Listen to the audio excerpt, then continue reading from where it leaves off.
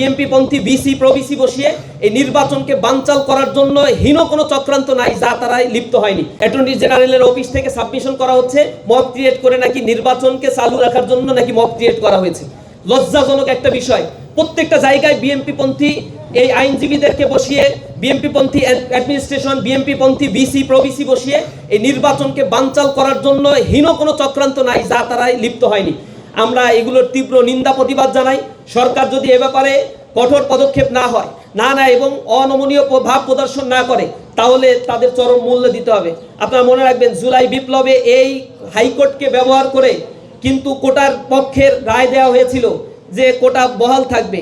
জনগণ তখন রাস্তায় নেমেছিল এবং প্রশাসনের পক্ষ থেকে, তখন আওয়ামী ফ্যাসিবাদের পক্ষ থেকে ওই রায়কে রাতারাতি বদল করার জন্য কোর্ট ডাকা হয়েছিল। রাতের বেলায়ও অফ ডেতেও কোর্ট ডাকা হয়েছিল। তার মানে সব কিছুই রাষ্ট্রের ইন্ধনে এগুলো পরিচালিত হয়।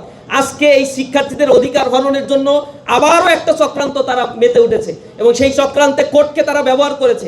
একই রাস্তায় হাঁটছে যে রাস্তায় ফ্যাসিবাদ হেঁটেছিল। আমরা দেখতে পাচ্ছি বিএনপি, তার অঙ্গ সংগঠনগুলো এবং ছাত্র দল একই রাস্তায় হাঁটছে। আমরা এর তীব্র নিন্দা প্রতিবাদ জানাই। 2টার সময় এই হিয়ারিংয়ের শুনানির ফলাফল ঘোষণা হবে। আমরা আশা করি সরকারের বোধোদয় হবে এবং এই চক্রান্তে ফাঁদে পা দিয়ে সামনের জাতীয় নির্বাচনকে তারা প্রশ্নবিদ্ধ করবে না, একপাক্ষিক আচরণ তারা বন্ধ করবে। যদি না করে, সারা দেশব্যাপী ইসলামী ছাত্র শিবির লাগাতার কর্মসূচি দিতে বাধ্য হবে সাধারণ শিক্ষার্থীদের নিয়ে।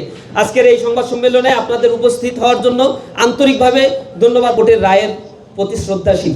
আমরা যারা এই নির্বাচন বানচাল করবে, আমরা এই বানচালের প্রতিবাদে সারা দেশব্যাপী বিক্ষোভ কর্মসূচি, ক্যাম্পাসে অবস্থান কর্মসূচিও পালন করতে পারি।